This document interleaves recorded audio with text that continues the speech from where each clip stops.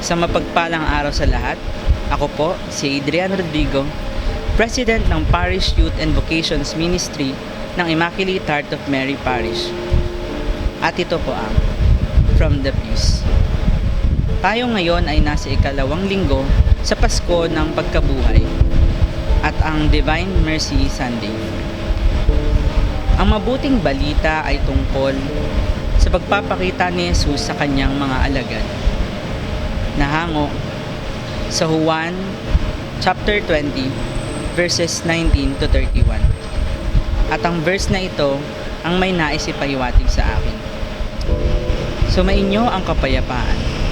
Sa mga panahon na tayo ay nagkakasala, may problema at takot ay nariyan ng Diyos upang magbigay ng kapayapaan at pagpapatawad sa atin. May iba din sa atin na naniniwala kahit hindi nila nakikita ang Diyos. Ngunit mayroon din sa atin na nais ang konkretong mga bagay o pisikal na nakakakita. Tulad ni Tomas na naniwala nung nakita niya si Jesus at naipasok niya ang kanyang kamay sa tagiliran ni Jesus. Ako po bilang individual ay nakakaranas din ng depresyon sa sobrang daming problema at pagsubok na aking nararanasan. Pakiramdam ko ay wala ang Diyos sa aking buhay. Minsan ay tinatanong ko ang aking sarili kung nasaan ang Diyos. Bakit hindi ko siya nararamdaman? Minsan naman, tinatanong ko din bakit ko nararanasan ang mga bagay na ito. Ngunit sa tuwing ako ay pumupunta sa simbahan at nakikiisa sa misa, kapag binabanggit na ang mga katagang sumainyo ang kapayapaan, kakaibang galak ang aking nadarama sapagkat nararamdaman ko ang pagmamahal at awa ng Diyos sa akin. Pakiramdam ko ay kaya ko pang magpatuloy sa buhay at mas palalimin pa ang aking pananampalataya sa Diyos.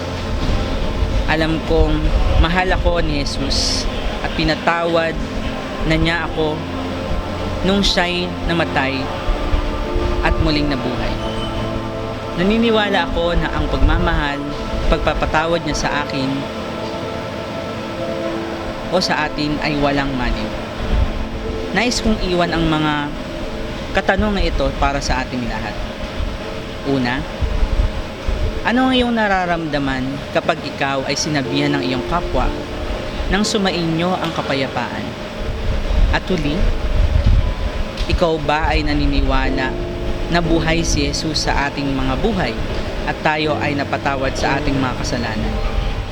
Aking dinadalangin na nawa ay liwanagan tayo at gabayan ng ating Diyos na mapagmahal at may awa. Palagi nawa nating maramdaman ang kapayapaan nang dahil sa kanyang presensya at pagpapatawad. Maging instrumento nawa tayo upang maipakita ang kanyang pagmamahal sa ating kapwa.